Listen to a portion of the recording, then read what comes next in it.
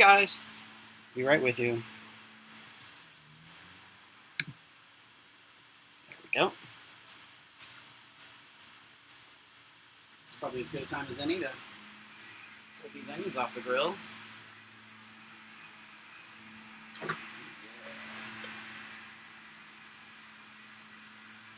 Roasted onions for our French onion dip.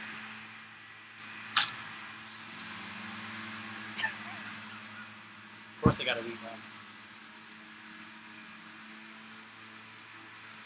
What can I say? We have a well-groomed neighborhood. Cindy Vogel says it's great to see you. Hi, Cindy. I have a shout out also to our friends at Triton. John Lang turned his brewery into bodega, supplying groceries to those in need. So good on you, my friend. Keep up the good work. I shall drink your beer, your honor. Nope. First time pouring a beer. Sorry. All right, guys.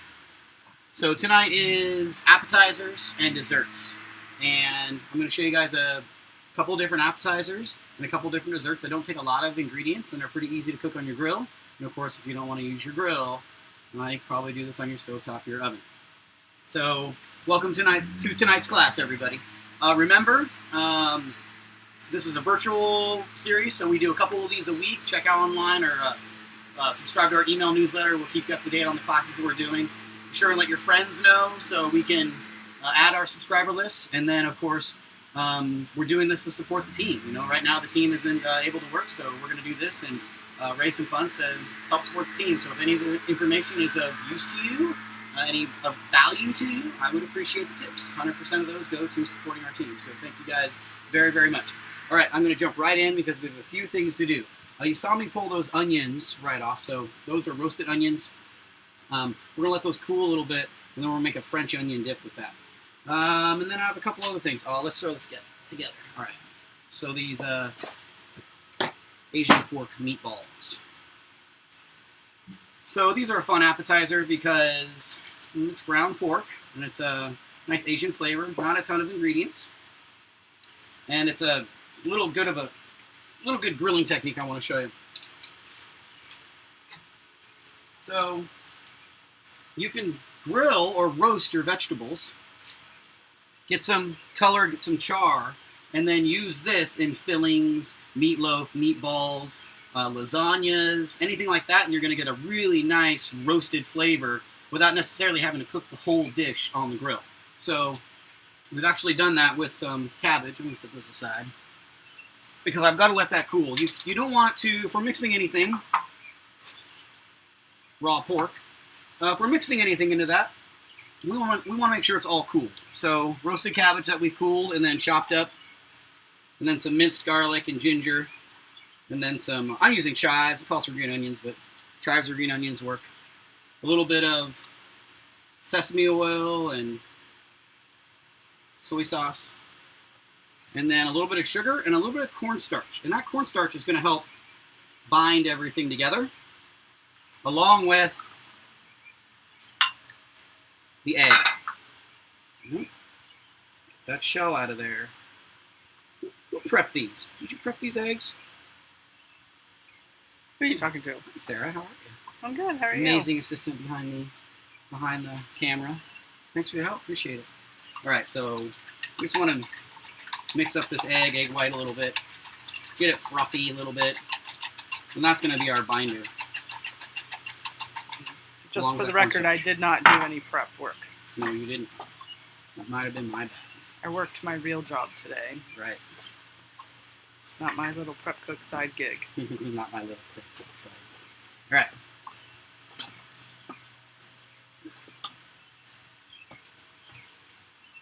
And then I have, where did I put them? Totally unprepared. Oh, it's already open. All right, so I'm going to take this mixture, and you can make meatballs individually and all that, or you can just kind of do it and put them on the grill. So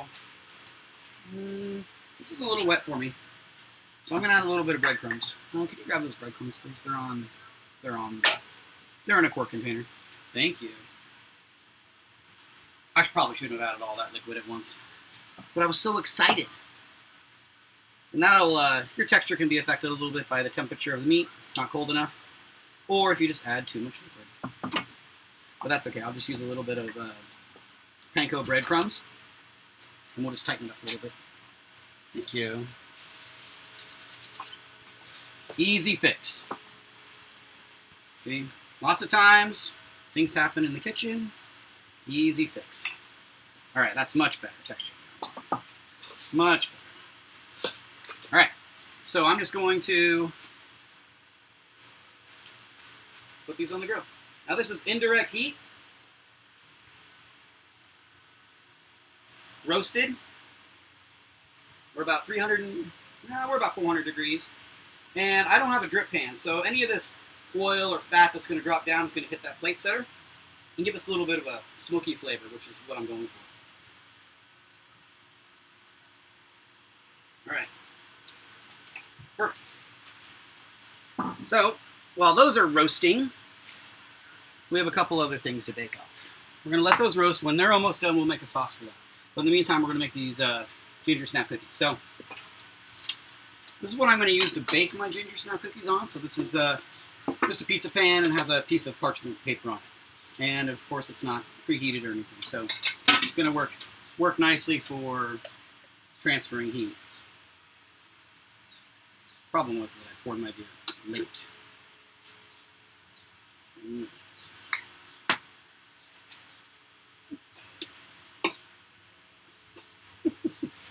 All right. So Gingersnap cookies are really pretty simple, and it's a little bit of uncommon spices, but a lot of times people have these spices because they used it once and hasn't, they haven't used them again. So some brown sugar and some butter. We're gonna cream that together. You can use a mixer if you want. We're not making huge amounts, so we'll just do this by hand. So we're just gonna mix this together until it's smoothish. It's not imperative that it's perfect, but in this actual cooking outdoors, it makes it a little bit easier. So, cream that together. Beautiful. Then we're going to add an egg, no shell, and a little bit of fresh ginger. So this has ground ginger in it and some fresh ginger. We're going to mix that together until it's smooth. All right. Our dry mixture. So this is flour, salt, cardamom, ginger, maybe a little bit of baking soda. We're going to mix that in. And then the last piece, oh yeah, is the molasses. And we're going to mix that in. This recipe happens to have everything by weight, which is how it should be, really. All right. Where can I find this recipe, Chef? Oh, great question. You're not doing them. So that's where you get that beautiful brown color. That molasses turns it that gorgeous golden brown color. So all the links are in the description for these recipes, or at least a version of the recipe that I'm doing, or you can go to the website and check it out too. All right, so now we have this beautiful kind of thick batter. We're going to spoon it up. Maybe.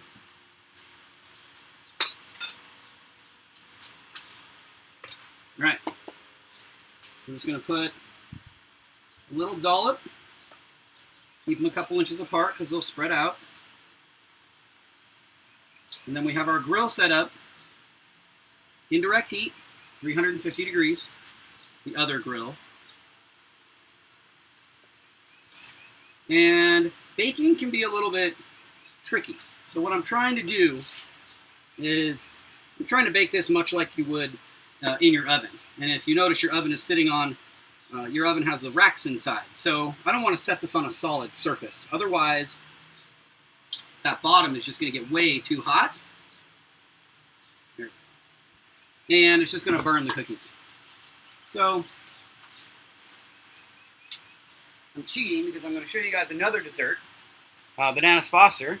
So I've got a cast iron skillet in here, and I'm going to use that to, kind of create my air gap.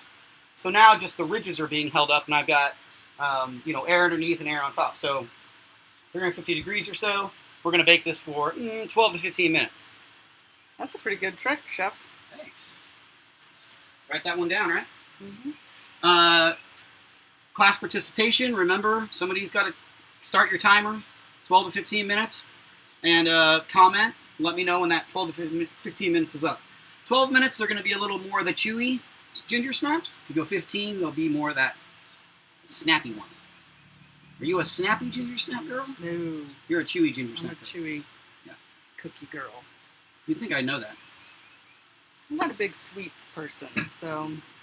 The boys get that from me. Mm-hmm. All right. So meatballs are cooking. Ginger snaps are cooking. Get this out of the way. Let's go to that French onion dip. So those onions have had a chance to cool. I'm going to use the little grinder here. I'm going to take these onions and put them into this chopper. I want to puree these. I want this to be a pretty smooth dip. The flavor I'm going for is that kind of deep, rich, caramelized French onion flavor. So the first key is roasting the onions. Use a little bit of olive oil. It's not in the recipe, but I do sprinkle just a little bit of sugar on top. Just helps caramelize them a little bit.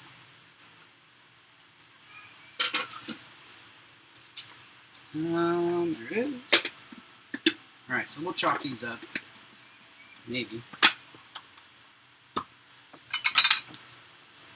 And then once we puree these, I'll give you my super secret dip mix.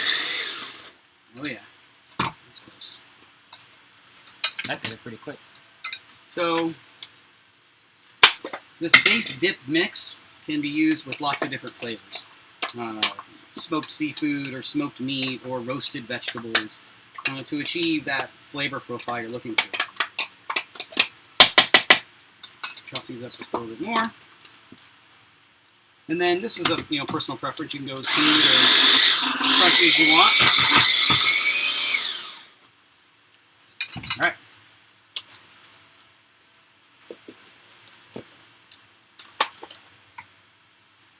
All right.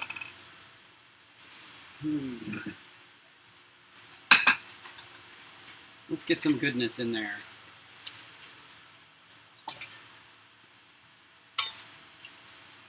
So the roasted, pureed onions. They smell delicious. A little bit of Worcestershire sauce. Worcestershire. How do you say it? Worcestershire. Worcestershire? Really? There's no Worcestershire? It's not I-R-E?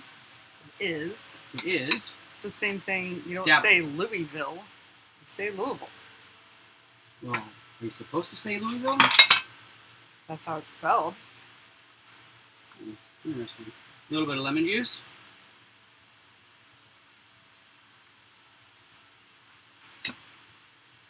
And then the magic. Super secret combination for any great dip. Equal parts of cream cheese and mayonnaise. Real mayonnaise, not low-fat mayonnaise or Miracle Whip. Real. Miracle Whip has the zip. I won't judge, but... And then equal parts, once those are combined, to sour cream. So you have 1/2 part mayonnaise, 1/2 part cream cheese, 1 part sour cream. Fair? What kind of sour cream you want to use? I would recommend real sour cream, not low-fat sour cream. But totally up to you. But if somebody wanted a low-fat option, they could. They can. The challenge you're going to come across is that it's just going to be a little bit thinner. It's not going to hold up as much when you add heat to it. So just kind of keep that in mind. All right, so I've added all of this, and now I'll just mix it together. And we'll cream that. And then this is something that can sit in your refrigerator for a few days, no problem. Or you can serve it warm. It's completely up to you. We can eat them with crackers or potato chips, or almost there. Or a little bit of that pizza skins, 00 that you just grill off, a little bit of salt and pepper. They turn into fantastic crackers. So that works great as well. Or if you scorch your yeast and your naan doesn't rise. Well, if you scorch your yeast and your naan doesn't rise, then you have a cracker. Yes. I've done that. Yes. That happens sometimes. It does. Simple cracker recipe is simply water and flour and salt. If you take water, flour, salt, and mix it together, and roll it out thin and cook it, or bake it off, you'll have crackers. Now, some spices or herbs or flavor would be nice with that, but you don't have to. All right. All right. A little bit of our French onion dip. How's my timing on my cookies? I feel like I'm close on that, but I could be wrong. My spidey senses could be way off. Boyd said 6:55, but I feel like you said 10 minutes. I said 12 to 13. All right. 12 to 15. Sorry. I think we started at 6:35, which means we've been there 11 minutes. Oh man! All right, let's check it out. Oh, you got your meatballs too. I know. Look at that. They're smoking away They're nicely. Smoking away. Yeah, cooking up. Oh my gosh! This could be just turned into one giant Gingersnap cookie. Oh If my. I put them too close together. Uh oh. Ready? Yeah. Oh! Oh! That's cool. Look at that. And they are ready. They look good. I guess I should have a hot glove, huh? So would it be the first time you've grabbed a hot pan with No glove? I've never grabbed a hot pan with no glove. You don't need no stinking glove. But the convenient thing about this is then I can just grab that parchment paper and slide it onto a cooling rack. And then they can kind of chill out. Chillax. Alright, let's throw that sauce together for those meatballs. Because they're probably close-ish. What temperature should a ground pork meatball be? 155. No? 60 is not bad. I'll take the pulling at 155. It carries up. To rest. Yeah. For sure. What kind of a read do you have there? I'll have a read that it's time to make some sauce. Oh. Yeah. So really easy condiment sauce for these meatballs. The base of it is hoisin sauce, which is essentially an Asian barbecue sauce. Some people call it an Asian ketchup. I think gochujang is the Asian ketchup. This is the Asian barbecue. So hoisin sauce is your base. And then we have a little bit of that gochujang and some water and some sugar and some rice vinegar. So we'll dump all that in and mix it together. And now that those meatballs are fully cooked, give me a bowl, please. Thank you. I'm going to give them a little brush. If you wanted to brush these meatballs first and then bake them, just pour a little bit of this sauce to the side so that you don't contaminate the sauce.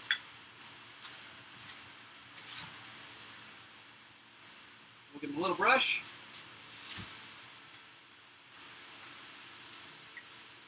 So if you didn't want this extra kind of smokiness going on, thank you. You would put a drip pan under that grate with a little bit of water, and then all the fat that was falling in you'd have more steam than smoke going on. So it's a personal preference on that flavor. All right, pull these bad boys off.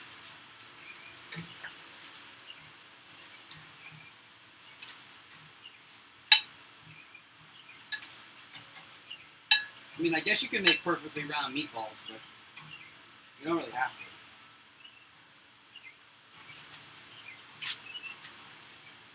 Oh, that one's stuck. That one's mine. Then just a little bit of sesame on top of that one. Okay. So those would be really easy to do in advance. Yeah, if you wanted to make a bunch of them and freeze them, easy money there. If you wanted to just throw together something quick, it's pretty easy to do that way as well. So not a ton of ingredients. Mix it, throw it on the grill, ready to go. Or mix them, throw them in the freezer. Then you just pop them out of the freezer. You can literally cook those right from the freezer on the grill if you wanted to. Because they're small, so they'll cook up real fast. Easy if you're entertaining a lot of people too. Well, yeah, absolutely. Versus trying to do. This is a great small or large crowd. Okay. The last dessert.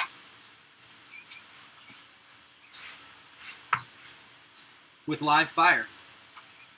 I know. Oof. So, first part of this is we like to serve bananas Foster on some sort of cake. You can use angel food cake or pound cake. The recipe that the link has is a pound cake recipe. So the first part of this bananas Foster is this pound cake recipe. A very, very simple recipe. I just did it cooked it in a disposable aluminum loaf pan, small loaf pan. So let that cook. Just going to slice a couple of pieces because we're going to need some place for this bananas Foster to go. If you really wanted to get fancy, you could grill that as well, but not necessary in this particular instance. All right. When it comes to the bananas, I like my bananas to be green tip or a little green because if they're not, when you introduce them to this heat and fire, they just kind of turn into mush. And I don't want them to turn into mush. I want them to have a little texture. We're going to be adding plenty of sweets and flavor. So I really want the texture and flavor of this banana. So a little bit of a green tip, I'm okay with. And then I'll also leave them a little bit larger. If you wanted to cut them smaller, you could. But again, I'm just trying to control the overall texture. This might be a few too many bananas, but that's okay. So we'll go, I don't know, quarters.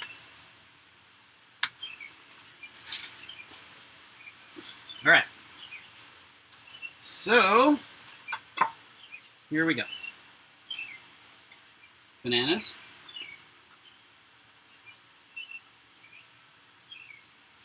Spatula.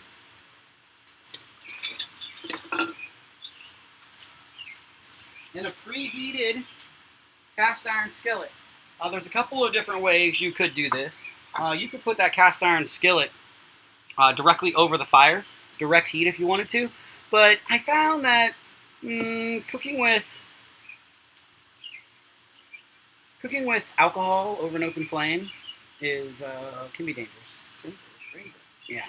So that's why I like the indirect method. We have it plenty preheated, so I'll be able to leave the lid open and do this all at once. So the first thing we want to do is add the bananas. Then we want to add the butter and sugar. Quickly.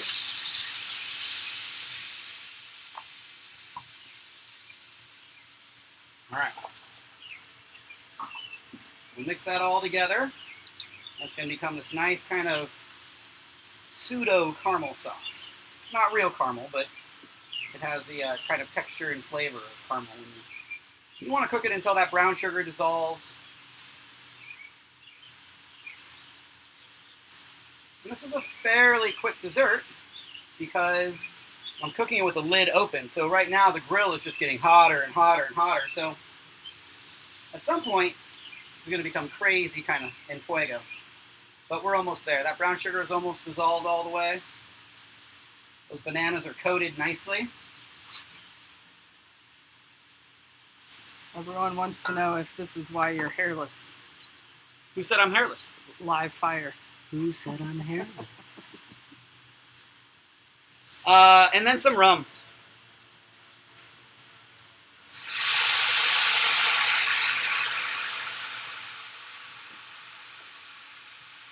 Uh-oh.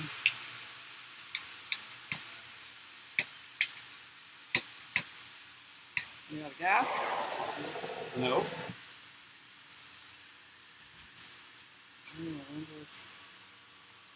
Probably can't even see it on TV. It's like a clear flame. Yep. Guess it's more dramatic when I do it 2 feet from your face, huh? But you add that rum, deglaze it, which means igniting that alcohol, because you want to burn that alcohol off. You're really just looking for the flavors and the sugars from that rum.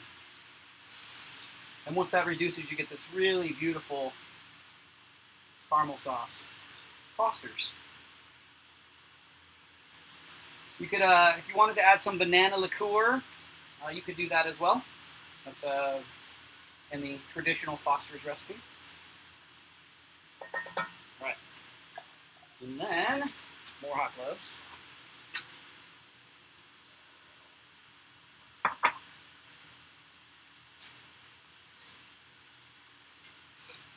Maybe.